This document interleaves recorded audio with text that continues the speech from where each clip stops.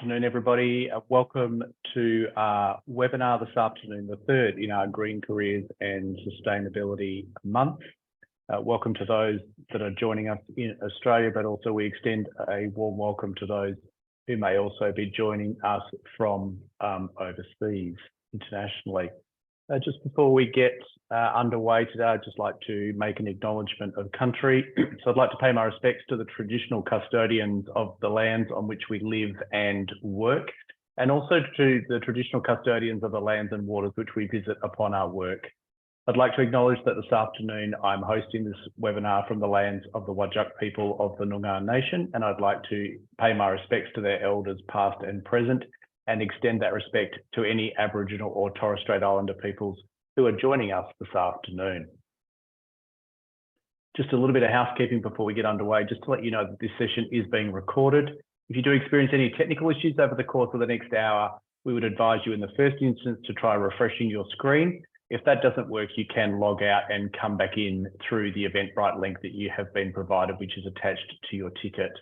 We do have the chat function open this afternoon, so feel free to add your comments or thoughts on Philip's presentation as we go. At the end, if we have time for questions, we would ask you please to put those into the Q&A button just to allow for greater facilitation to assist Philip to answer those questions.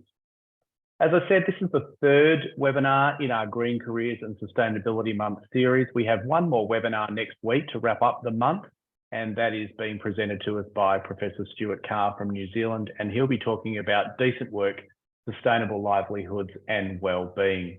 If you haven't yet registered for that particular webinar and you would like to attend, please visit the Seeker website and click on the events tab where you'll be able to register.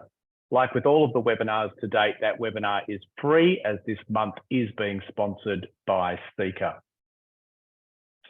So now it just gives me a great opportunity to welcome Philip to our session today. Philip is joining us from the early morning in Switzerland. So he is a professor of vocational training at the Institute of Education at the University of Zurich in Switzerland. His research focus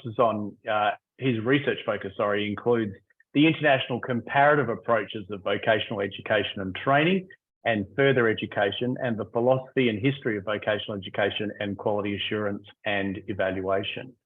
And we thought it was really important to include Philip in our series, particularly around the focus around vocational education and training here in Australia, and how we do tend to look internationally to see what learnings we can take to improve our own system here in Australia. So Philip is going to take us through that today.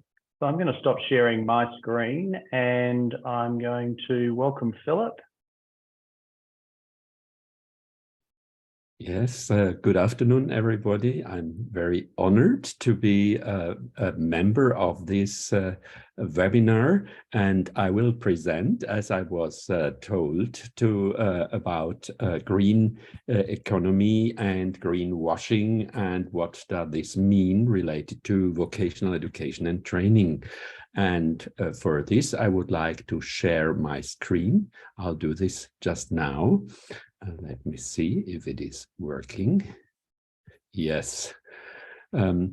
Skills for greener economies and societies. And my specific focus is the potential of apprentices.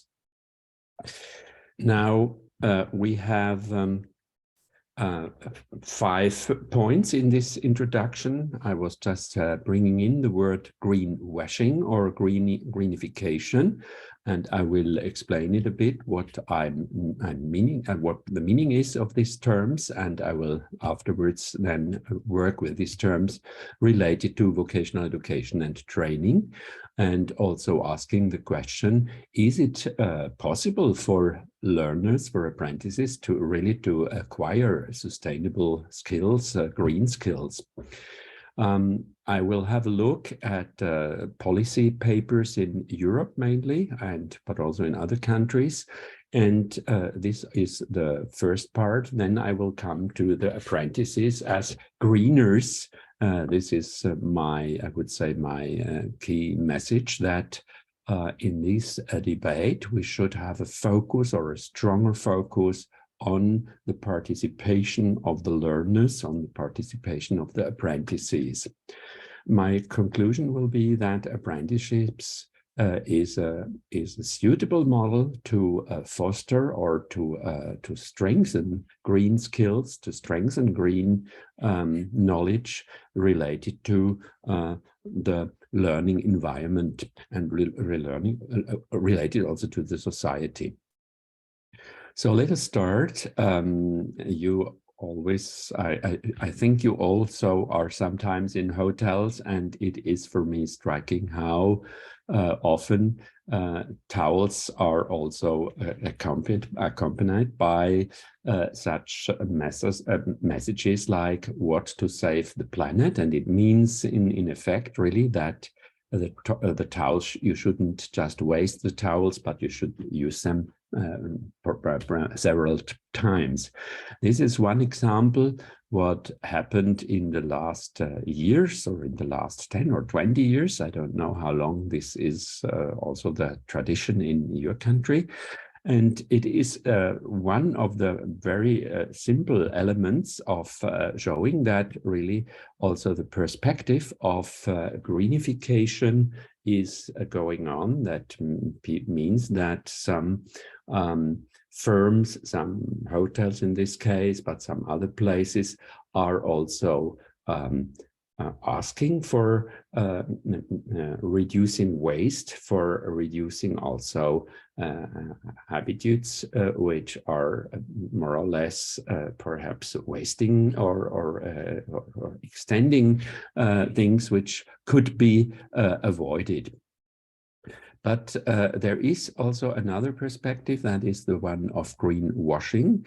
This means that sometimes firms, hotels, or other production centers are looking that a green surface is important for them, a green kind of management, which is showing what they are doing.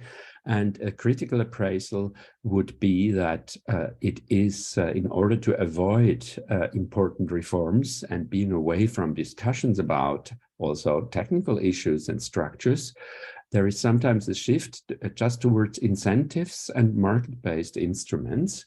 And these are profiled against prohibition and constraints. And this is for sure sometimes quite important and also very important, but there is a specific focus on consumers instead of improving the production or make the production less harmful. Nevertheless, as individuals, we have today a lot of chances and often get nudged to act green or greener. And yeah, this is one thing I would like to remark at the beginning. And it is also quite clear that we can't modify ourselves if we have the focus on the learners or on the consumers or on the people who are acting in society and also in industry, that it is not so easy to modify ourselves immediately. And also, on the other hand, there is the thing that it is not just climate change, which is today in the foreground, which is a problem related to green skills, to green economy, but long-term sustainability is related to a lot of factors, and one important and one urgent is for sure the climate change, which I guess, which you in your country, you have a very intensive also feeling what really happens with the climate today. The economy is, on the other hand, still based on paying little attention to social needs, but also to nature. And furthermore, to act greener is not a guarantee that we will, or human mankind will be successful in the future, especially if we are focusing on greenification measures which are on a very small scale or on medium scale. So we could ask if really education is the potential there for a possibility to modify our behavior, and is especially sustainability learnable. I have added here a picture of a book which I was editing in 1989. It's a longer time ago, co-editing this book, and it just shows that the topic of ecology and of green issues is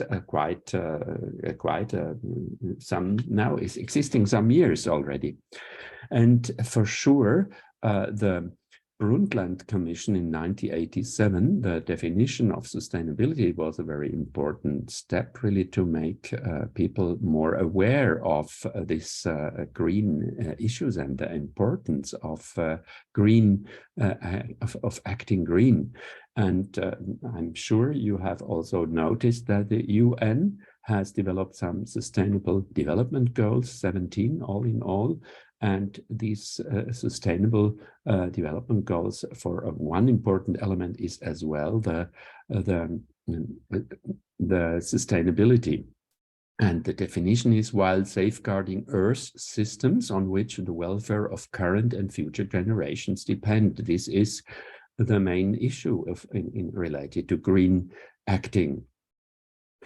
The Agenda 2030 is probably not realistic and based on a compromise. More, perhaps, is more urgent or more concrete is the Climate Action Plan, which is more science-based oriented and aims at measurable results. And for sure, we can't expect technological miracles.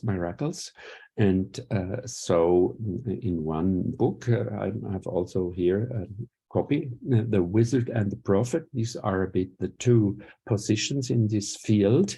The one are hoping that with technological changes, we really cope with in the future with the next challenges related to sustainability. And the others, the prophecy is more fostering the way that people should really change. We have also an issue which is related to development countries, and it is that there is also critique that this green sustainability issues is a bit Western construct, floating signifier, but nevertheless it has a global reach, and there is a mix of economic, right-based and environmentalist discourse. And, all in all, there is a gap between intentions, between policy intentions and what is going on. Is greenification sufficient?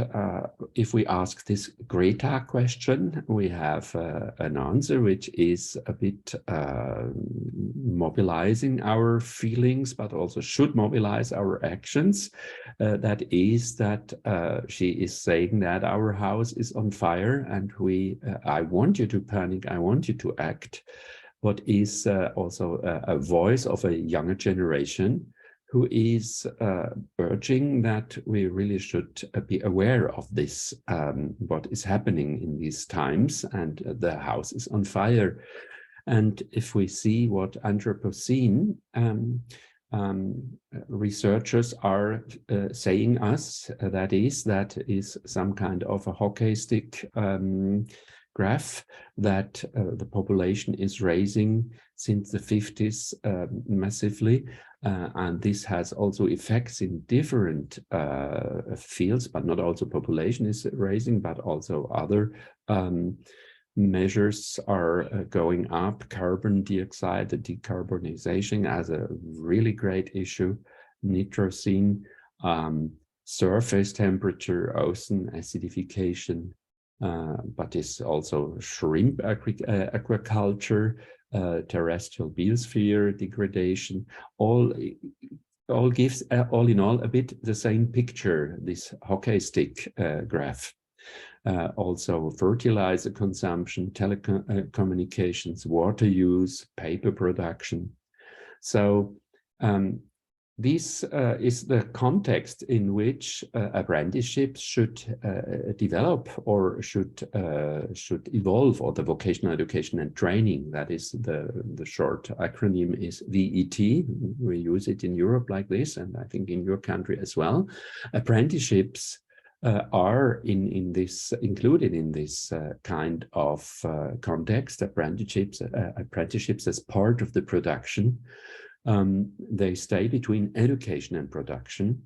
And the question is, as I said before, how can we achieve that less harming goods are produced, or how can we develop services which are less harming the nature? And that is also a problem which is not just a consumption problem, but also the production. And it is important here to look closer what kind of behavior is adaptable. So what has been done so far? Most people in the area of vocational education and training and education focus today on this kind of greenification. Let us have a look what green skills, green competence, competence for green and other jobs mean. There are some definitions from the European Center of Vocational Education and Training, from the ILO, International Labour Organization. Green skills are defined as the knowledge, abilities, values, and attitudes needed to live in, develop, and support a sustainable and resource-efficient society. Green skills are the skills needed to adapt products, services, and processes to climate change and the related environmental requirements and regulations. What are green jobs? Jobs that reduce the environmental impact of enterprises and economic sectors, ultimately to levels that are sustainable. These are terms of policy agencies or of NGOs, but there are a lot of others. But most look very similar, and it is really this perspective on future, on how to adapt to a sustainable nature. And there are specific elements or sectors like procurement skills, energy skills, but also communication skills. And there are some researchers like Gerhard de Haan.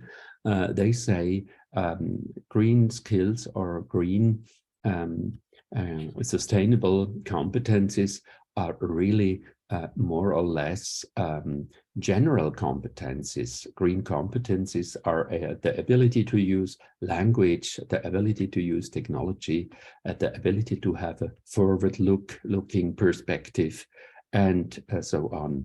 So these definitions in one way are quite concrete, but on the other hand are also quite vague and quite broad. And so it isn't so easy really to find a common ground, so to say, what is most urgent, what are the prior skills. So these kind of definitions show that there is a broad range of possible aspects of greening. And this is also the perspective I will now follow. Greening as a perspective of small measures. Greening as important, but because small measures are easier to get, and green is important for.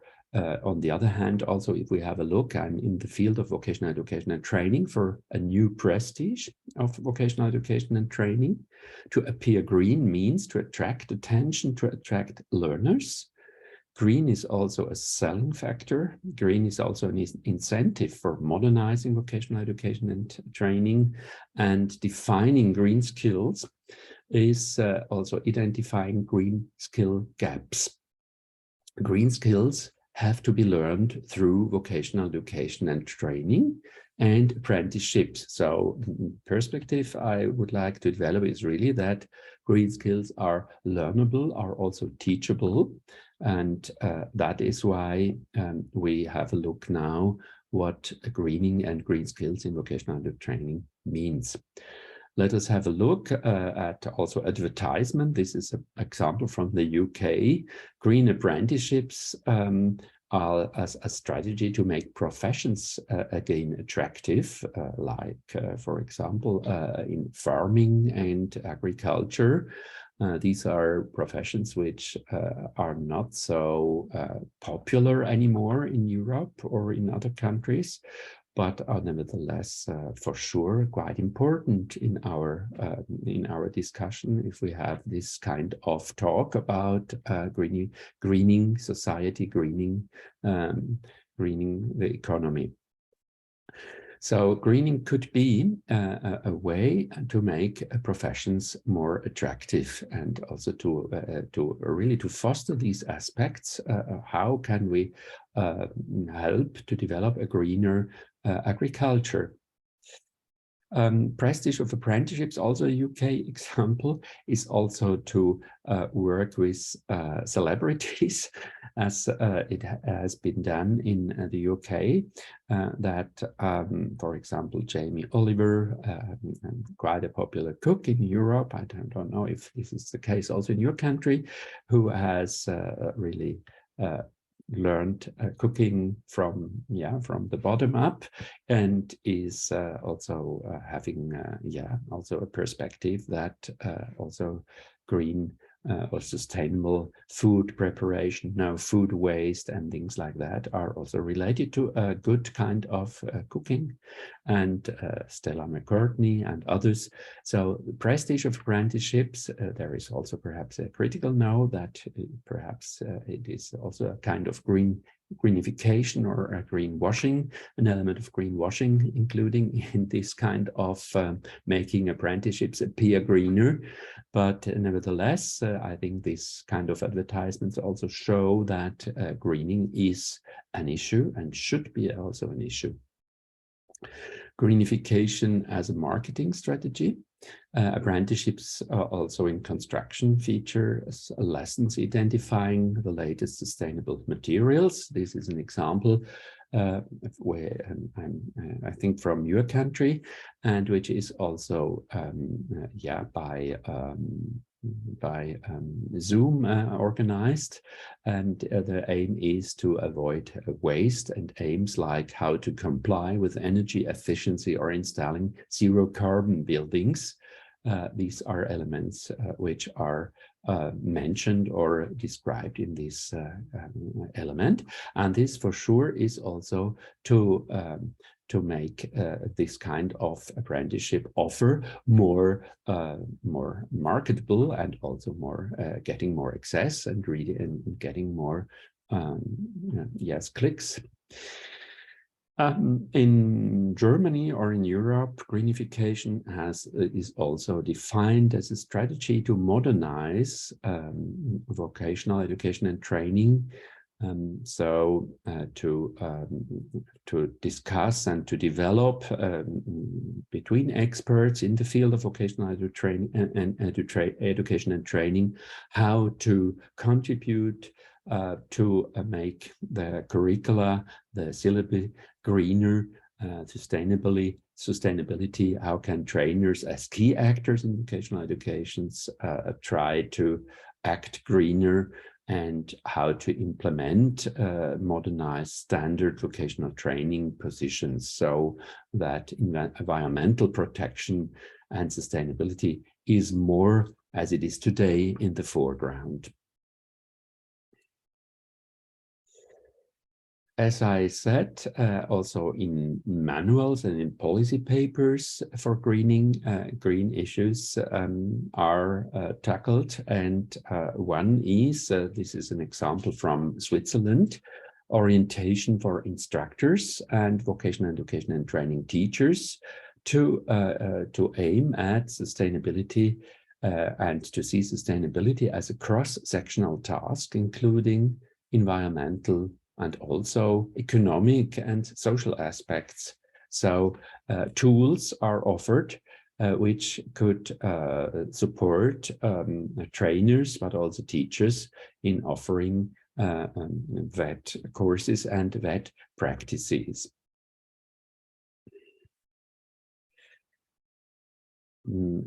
There are also surveys for some countries, CEDEFOP, ILO, 21 country studies, green transformation needs new skills. New skills is the aspect and the important aspects, greening vocational education and training, and reforming teacher education is also important for development countries.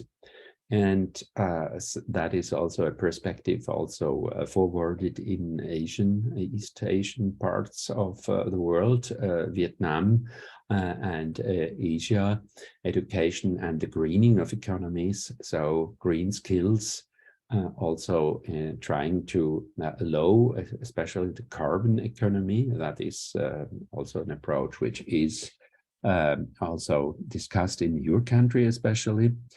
And developing sustainable skills for specific areas and professions, for example, for bakers. So there are specific also studies for specific professions, for specific occupations, developing new abilities for bakers, how they can avoid energy waste and how they can avoid, for example, also waste of bread and productive, in the production, but also in the for selling, how to reduce here, for example, waste. And this is also for some, there are a lot of other professions as well. The aim is also to include all actors, not just the production, not just the consumers, but trying to include a broad range of persons who are acting or should act green.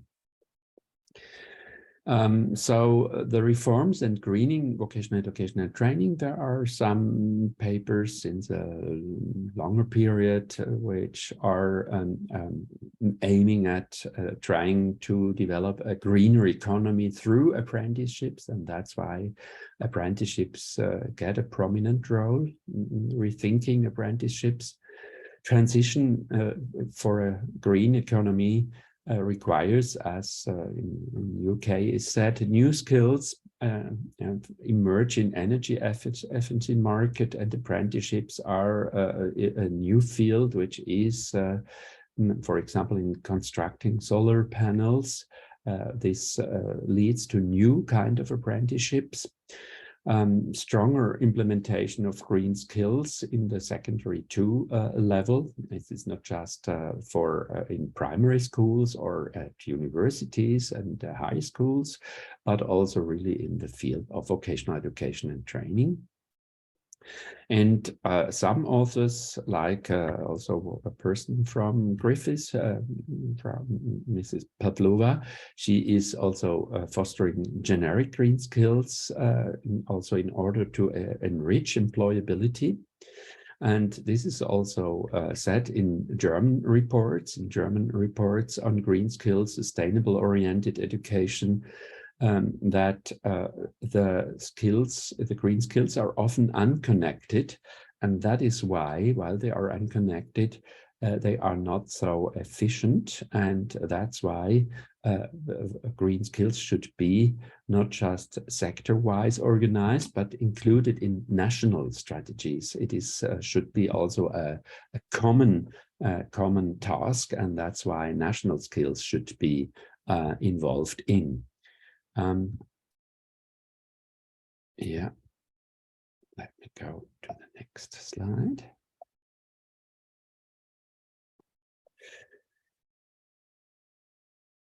In Europe, we have also different kinds of organized vocational education and training systems. There is a so-called coordinated market economy, and other countries are more based on a liberal market economy. And these both models in Europe are also a bit different, related to the provision of vocational education and training. Generally spoken, coordinated market economies are more school-based vocational education programs, and are more apprenticeship-based vocational education and training programs. Meanwhile, liberal market economies like England, UK, but also France or Sweden are more or less based on schools. So vocational education is mainly going on in schools with additional practical works outside schools.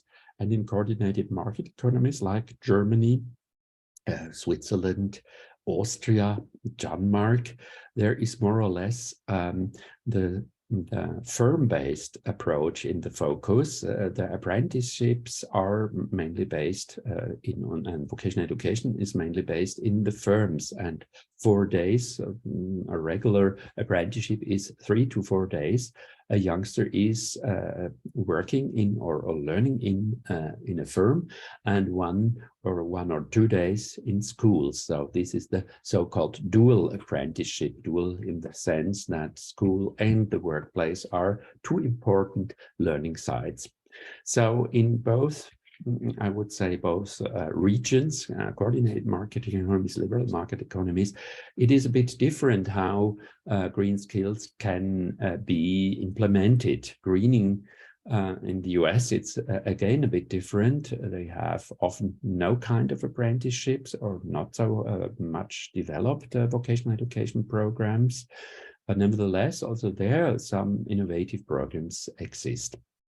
Skills for green jobs are focusing in Germany also on things what firms could or should do, and not just what schools are doing. Enabling green skills also is also to support skill planning entities. So this is happening in South Africa.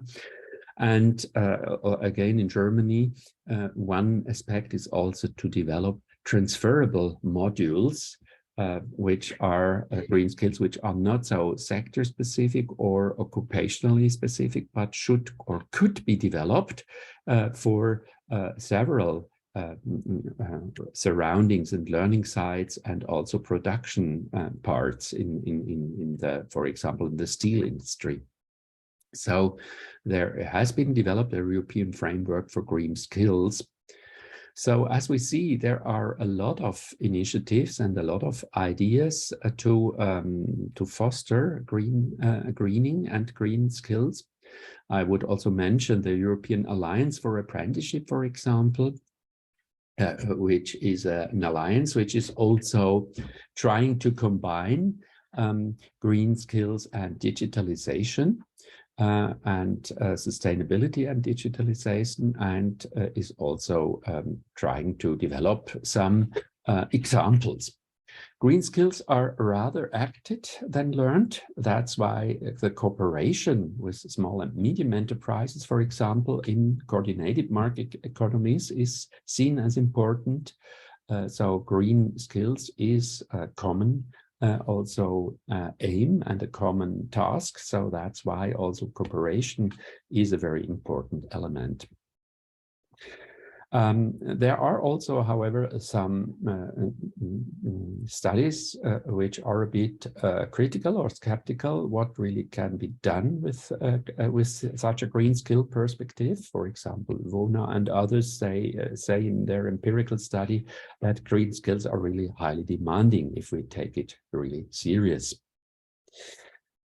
Now, this is the frame which brings me now to one specific point focus. And these are the apprentices as greeners. In my view, these apprentices are a bit not so much in the foreground in these studies, but also in the measures we have discussed until now. And since the apprentices or the young learners are the ones who will live longer than we as an older generation, so to say. So they should have a stronger voice in schools, but a stronger voice also in firms. The uncertainty and complexity of green issues could also be seen as a chance, not just as a critique, that it is difficult really to find or to define what is the most important thing and so on, but it can also be seen as a chance for learning. It gives newcomers who are, as I said, supposed to live for a longer time in a changing environment, another political weight also, as we could see in our countries with the climate strike, the Friday for Future actions, which were in several European cities quite also important also triggers for fostering the issue of sustainability in our societies.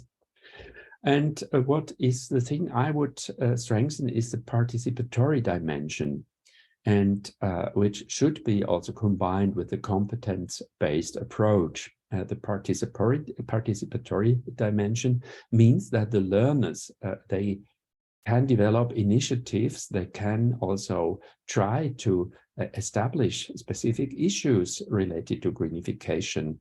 I have here mentioned one example in Germany. It is called Kauflust. That means consumer pleasure, so to say. And it was a group of young people who initiated some kind of green weeks, of green also events, and invited besides this was the apprentices themselves organized these. They organized all kind of seminars, and also tried to include, for example, in the city they did this, it was Oldenburg, also the persons from administration, also from political parties, from different also sectors in industry, just for several meetings were to exchange about such topics. And this was just one initiative started and initiated by apprentices. Another project, this is a group which is originally from Darmstadt and Munich, Ralf Tenberg, Bernd Zinn, and Daniel Pittich. They started a project called Natsubi, Nachhaltigkeit and Azubi, that is the learner, the apprentices, the sustainable apprentices. And the idea of this pilot project is, and this pilot project was now extended, but it started in 2018, is that the contribution of the companies is to identify company-specific audit events and prepare them, and to accompany the trainees in the first course of the auditing so that sustainability can be experienced. This was a pilot project, or is still a pilot project, a consortium of several universities, companies, vocational schools, and also the social partners, trade unions, chambers of industry, commerce. And as I said, the main focus is the participating aspect. Trainees develop, the trainees develop, the apprentices develop sustainable audits and test them in practice. And the aim is for sure to transform the participating companies into sustainable learning environments. It's quite a high aim they have in mind. And to have also educational training structures which offer access to sustainable topics. And these audits, to implement them and to really not just for one time, but that they are some element in this kind of greenification. In this and in other pilot projects, the focus is on a domain-specific knowledge. And this domain-specific knowledge plays an important role.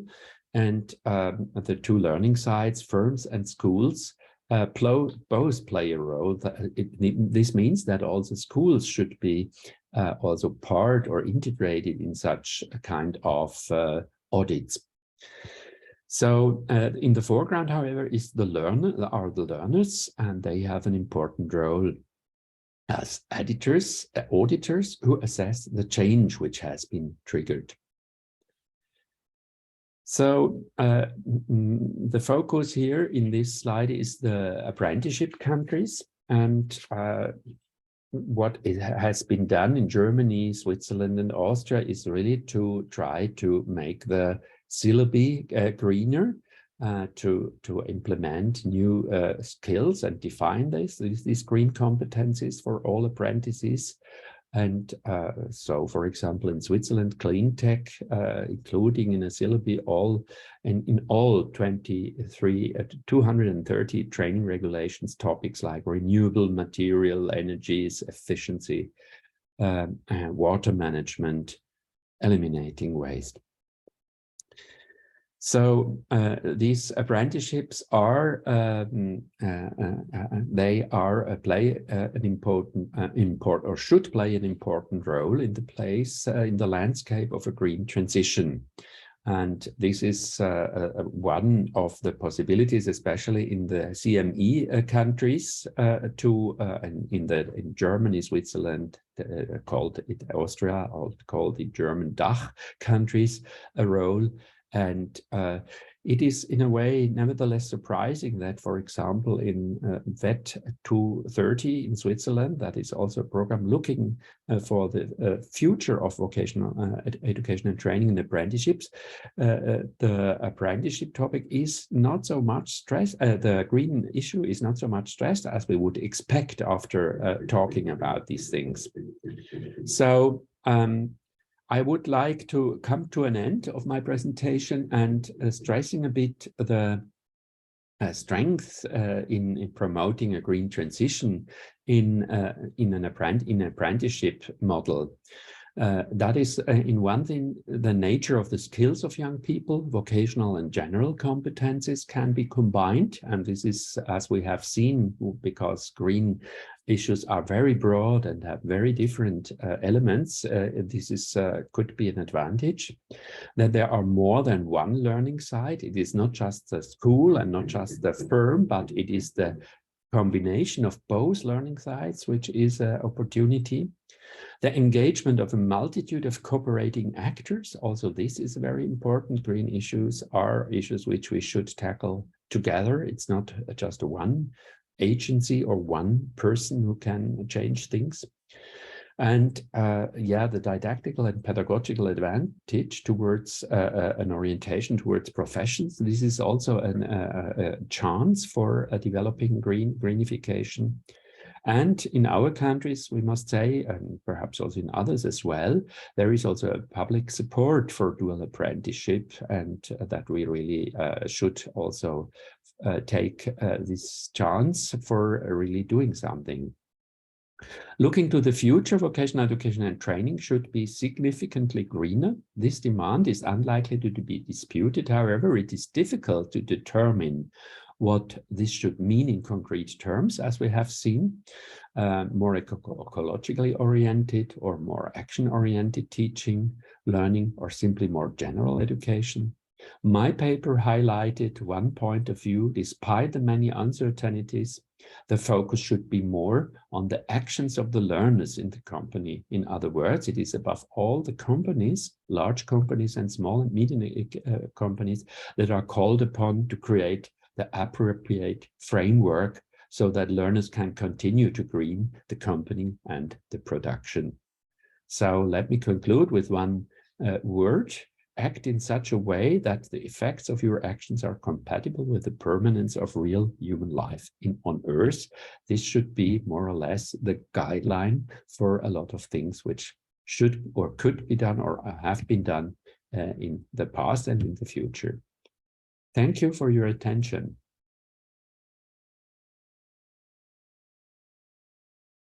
Thank you so much, Philip. I'm just going to ask people if they've got any questions. I think Barbara was saying that the Q&A button seems to be turned off. I'm not sure what's happening technically from that perspective. So if you've got questions, please feel free just to put them in the chat if your Q&A button isn't working. Just while we give people some time to think about if they've got any questions that they would like to ask, I would just like to say thank you, Philip, for a very comprehensive presentation, in relation to VET and apprenticeships. I think, down here in Australia, we tend to look to Germany and to Austria and to Switzerland as sort of the models of which apprenticeships and apprentices and vocational education training is done well.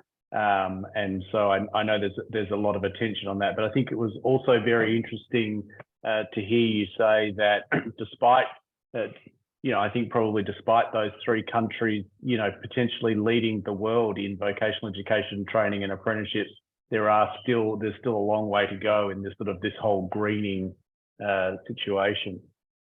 I think obviously, as Philip and I discussed in planning for this particular webinar, I think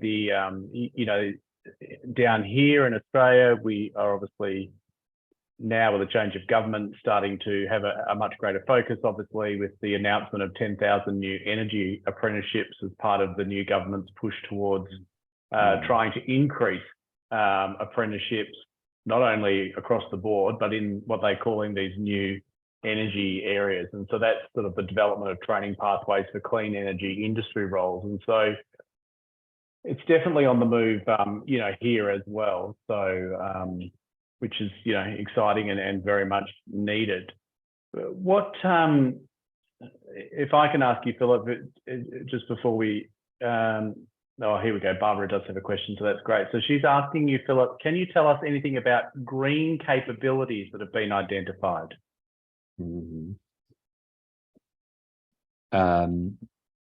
Yes, green capabilities.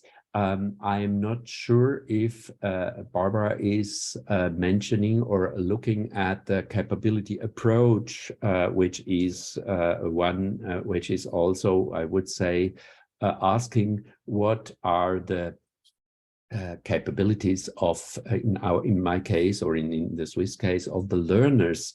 And I must say, it is not developed very extensively related to vocational education and training. The capability approach is more or less very well working in social, related to social questions, related to are the learners really included in a social setting in firms. And I would say there is also, in this case, some kind of critique in the Swiss case that the learners, the role of the learners is sometimes undervalued. And that was also a bit the message, I would say, of my presentation. I'm, as David said, coming from Switzerland, and Switzerland is seen quite often as the gold standard related to vocational education and training, or Germany and Switzerland and Austria.